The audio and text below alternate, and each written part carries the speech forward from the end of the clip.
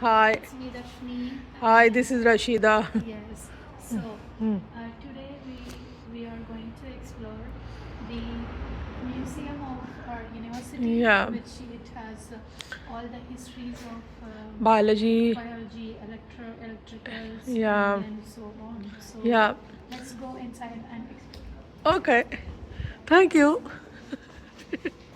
Good. Maybe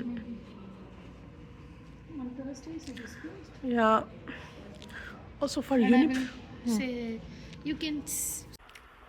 The museum sections, it is divided into three rooms. It preserves the instruments and the preparations that hail back to Scarpa's School of Anatomical Studies, which was in 1752 to 1832, to the progress in the surgical and the clinical fields all through the 19th and the 20th centuries.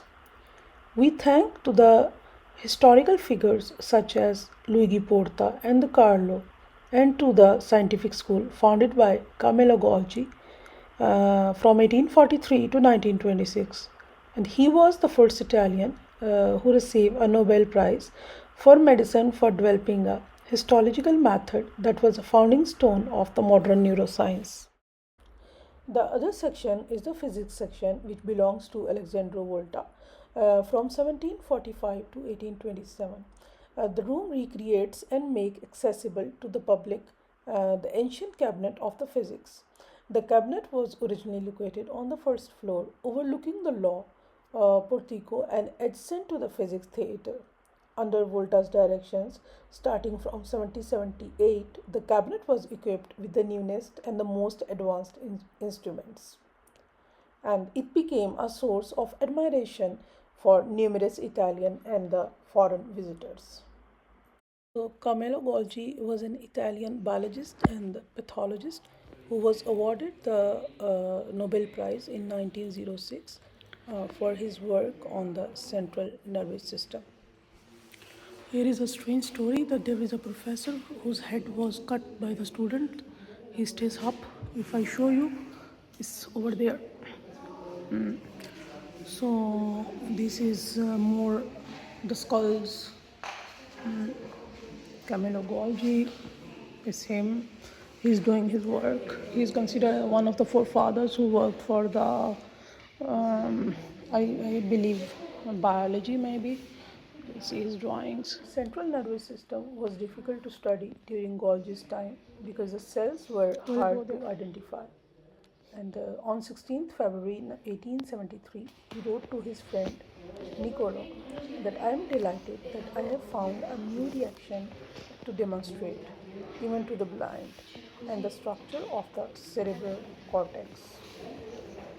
He is known for Golgi's method, Golgi's operators, Golgi's tendon organ, Golgi's cell, and Golgi's cycle. You can see the drawings of the neurons, neurons, and they actually observed it through a kind of scope, and they draw it with the hand. So that's how the early inventions were being done. Oh. This explains what are the body parts in our body. Oh. How the nerves are connected. Yeah, it's hard. But you see, this chutia is very beautiful.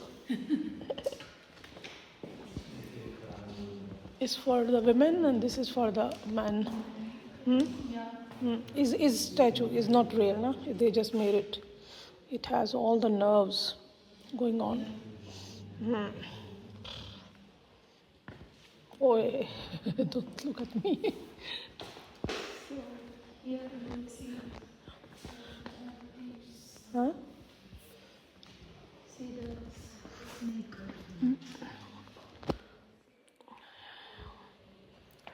Just from the top, that's. So this is how our ear look like from the inside. Thank God I didn't study biology. I can never have been studied. The chair of the Antonio Scarpa, whose head has been preserved. दियो पाँव एक Kasae sir पर जो पड़ गया, यकसर वो अस्तख्वान शिकस्तों से चूर था।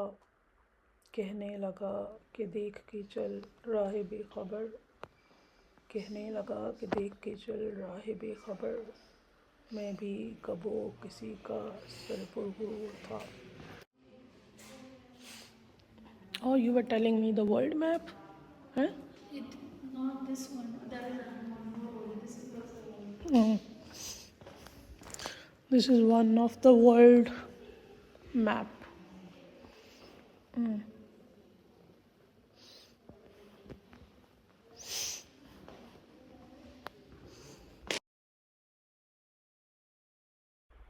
Here you can see Alessandro Volta's room, and which was inaugurated during the invention of the battery in 1999.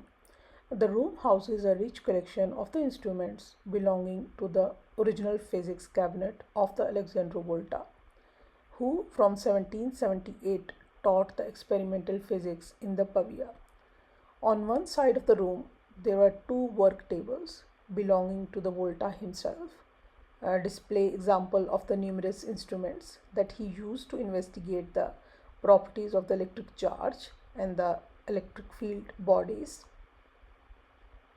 And you can also observe a few copies of Volta's battery, and the originals were destroyed in the fire in Como in 1899, and electrostatic machine, Volta's pistols, and the operators for the study of gas dilation. In the center of the room, two display cases contain mechanical and pneumatic instruments belonging uh, belonging to Pavia, devices for the study of motion and for the study of elastic collision, pulleys, pumps, and then operators for evaluating the air resistance. These are instruments purchased or built by Volta, which were transferred when around the middle of 19th century a reform of the school systems assigned to the teachings of the mechanics. The cabinet collection is completed by displays showcasing the instruments used for experiments in electrology, mechanics, and thermology, optics, and the two measuring standards are also on the display. The meter and the kilogram, the latter also subject of interesting research concerning its special history. It is particularly full collection around 600 instruments, some of which are unique in the world, demonstrating how research and teaching activities in experimental physics remained intense even after the death of the inventor of the battery. It is a chamber to cure some of the diseases. Okay? Yeah, okay. So kind of how we faced in COVID. We were in, they kept us inside some room and they just locked it. So she's written per curin area. Yeah. So it has, compressed air over it. So it's like kind of. It's like kind of a safe place. Yeah. Yeah. No, it's just they have given for the curing of diseases. Yeah.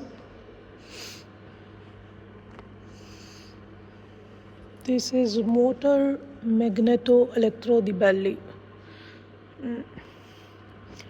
And this is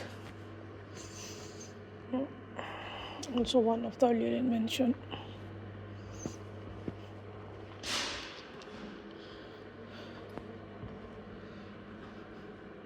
So earlier it was more mechanical. This is the isolation room. Isolation room? Isolation room. Okay. So that the others cannot get the disease or something. So they can do the treatments over here in a very good place. So this is the chamber. This is a motor. Kind of. See, the earlier stuff was so good. See the compass. See? Yep. Voltometer. Yeah, ammeters. Yeah. This is more like musical. But these are all the machines. Yeah. This is electrostatic machine. See how big, Darshini? And maybe there is some, it is some stone. How they have been doing working, and we just know the laws. And there are many people who used to say why we have to follow these laws, how they came. They actually came through a lot of work. That's how the laws are made. Us. My concluding remarks in the honor of Alessandro Volta. He looked at the simple contact of metals and saw the potential for a revolution. By inventing the voltaic pile, he transformed electricity from a fleeting spark into a steady, reliable force. Every time we flip a switch or change a device, we honor Volta's legacy. His name is synonym with the potential. His work remains the current that runs through the hearts of the modern civilization. Thank you very much for watching, and stay tuned for more updates.